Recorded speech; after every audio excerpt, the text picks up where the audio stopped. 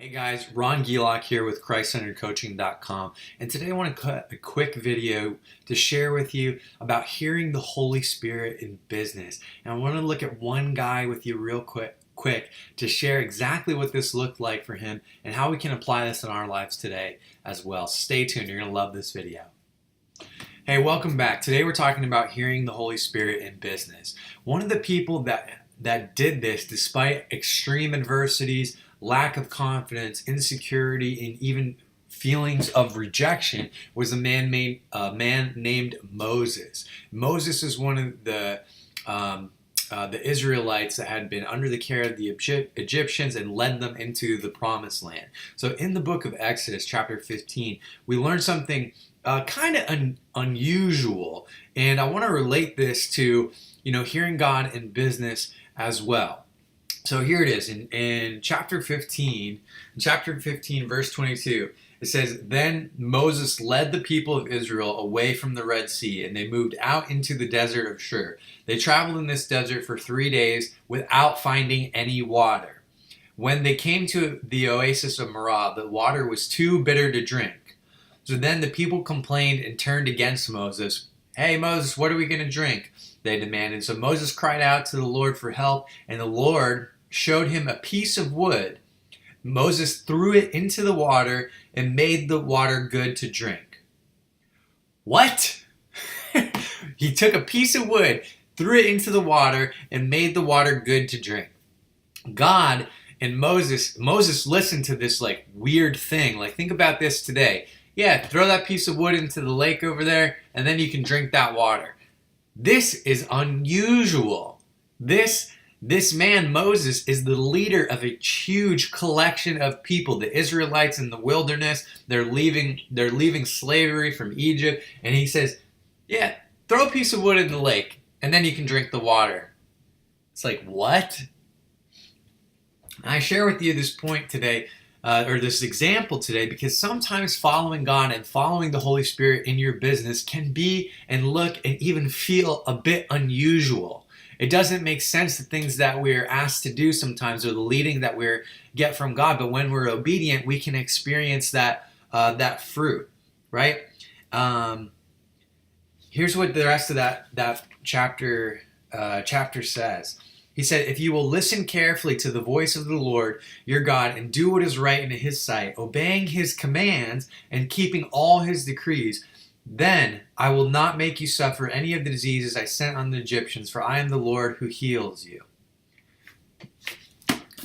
This is freaking awesome, because God is looking for us to be obedient. There's a lot of times in my business that things happen and I'm just like, I need to call this person right now. I don't want to talk to them. I'm going to do it anyway. And it comes out being incredibly fruitful. I recently had a trip to go to San Diego where I had already paid for it. It was in a great hotel. It was like some of the biggest players in my industry of marketing online were there. I was going to get a free video made. And then I decided not to go. I just felt God telling me, don't go on this trip. Don't do that. You need to be over here. You need to do some family stuff over here. And I can't tell you the rest and the rejuvenation period and the connections that I had with my family. One I'll have to share with you shortly in the future. That this weekend, or that a short period of time was created for me.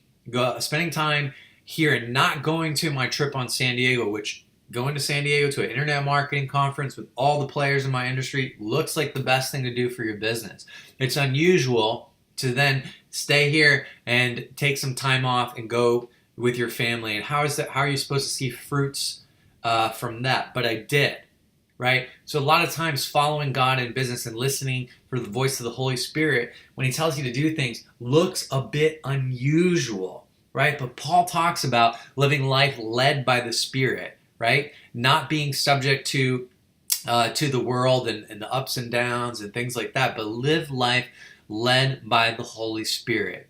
And in business, and as a follower of Christ, you have a greater responsibility than the average businessman. Your God who loves you desires for you to prosper, have abundant life, and be a good steward of the business that you have right now, that you've been entrusted with to manage. I always come from the place of God is CEO, you are manager, and be a good steward of what he has entrusted you with for this time that you're in now. And part of that is listening to the CEO and his unusual requests or commands and things that he asks you to do in the business.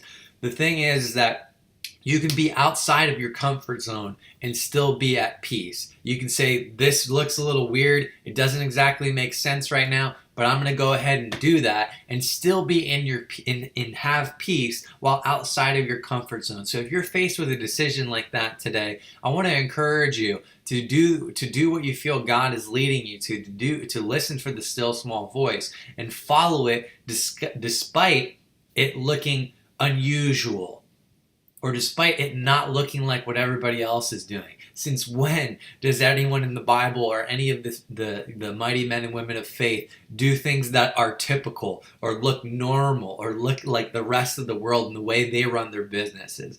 So I'm Ron Gielach with ChristCenteredCoaching.com. Thank you for checking out today's video. For more tips and trainings on how to grow your business, visit our site today, ChristCenteredCoaching.com. God bless, and I'll see you on the next video.